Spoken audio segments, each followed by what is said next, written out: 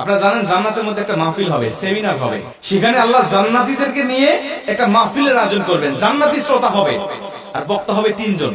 প্রথমে বিশেষ বক্তা হিসেবে থাকবেন হযরত দাউদ আলাইহিস সালাম।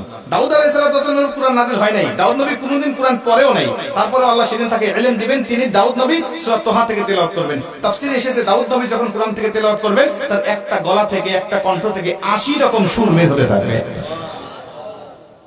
জান্নাতীরা দাউদ নবীর কণ্ঠে তেলাওয়াত শুনে তো পাগল, বলবে আল্লাহ কি তেলাওয়াত শুনতেছি, আমরা তেলাওয়াত শুনে শুনে জান্নাতে থাকতে চাই, আর কিচ্ছু চাই না। আল্লাহ বলবে এর থেকে বেশি সুমধুর তেলাওয়াত শুনতে চাও না? জান্নাতীরা বলবে আল্লাহ এর থেকে সুমধুর তেলাওয়াত হতে পারে, আমাদের আর বিশ্বাস হয় না। আল্লাহ বলবে কেন বিশ্বাস হয় না? দাউদ নবীর উপরে কোরআন নাজিল হয় নাই, দাউদ নবী কোরআনের জন্য মার খায় নাই। যে নবীর উপরে কোরআন নাজিল করেছি, যে নবী কোরআনের জন্য মার খেয়েছে, দাঁত শহীদ করেছে, মাথার হেলমেট ভেঙেছে, উহুদের প্রান্তরে রক্তক্ষরণ করেছে, ওই নবীর কণ্ঠ থেকে কোরআনের তেলাওয়াত শোনো কেমন সুমধুর শোনা যায়। আমার নবী যখন সূরা ইয়াসিন থেকে তেলাওয়াত করবেন, জান্নাতীরা তো পাগল হয়ে যাবে, বলবে আল্লাহ কোন হুর চাই না, কোন গিলমান চাই না, কোন নাজ নিয়ামত, কোন শরাব, কোন ঝর্ণা, কোন কিচ্ছু চাই না। আল্লাহ শুধু নবীর কণ্ঠে তেলাওয়াত শুনে জান্নাতে হাজার হাজার বছর আমরা কাটিয়ে দিতে চাই। আল্লাহ বলবে জান্নাতি এর থেকেও কি সুমধুর তেলাওয়াত তোমরা শুনতে চাও না? জান্নাতীরা বলবে আল্লাহ এর থেকে সুমধুর তেলাওয়াত হতে পারে, এটা আমাদের আর বিশ্বাসই হয় না। জান্নাতীরা কেন বিশ্বাস হবে না বলো?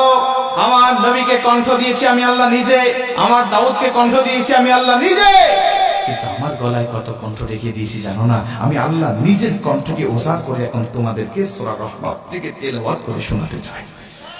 আমার আল্লাহ সেদিন টান দিবেন সূরা রহমান থেকে, আর রহমান বলবেন না, তিনি আনার রহমান বলে টান দিবেন। আমি রহমান, যে রহমানের কথা দুনিয়াতে তোমরা শুনেছো, যে রহমানের ভয়ে দুনিয়াতে পাপ থেকে বিরত ছিলে, যে রহমানের ভয়ে তাহাজ্জুদের ওয়াক্তে দাঁড়িয়ে চোখের পানি বিসর্জন দিয়ে নামাজ আদায় করেছো, যে রহমানের ভয়ে সারাটা দিন রোজা রেখেছো, যে রহমানের ভয়ে তোমরা সত্যের পক্ষে চলেছো, ওই রহমান আর কেউ নয়, আনার রহমান, আমি রহমান বলে আমার আল্লাহ সেদিন একটা টান দিবেন। আমার রবের টান শুনে জান্নাতীরা সেদিন হাজার হাজার বছর ধরে জান্নাতের মধ্যে বেহুশ অবস্থায় পড়ে থাকবে।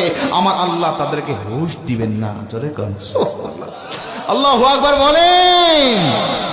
দোয়া করছি আজকে যেভাবে বসেছি, আল্লাহ যেন জান্নাতের মধ্যে আমাদেরকে ওই মাহফিলে শ্রোতা হিসাবে সবাইকে বসার তৌফিক দান করেন। জোরে বলেন আমিন। আরেকটু জোরে বলেন আমিন।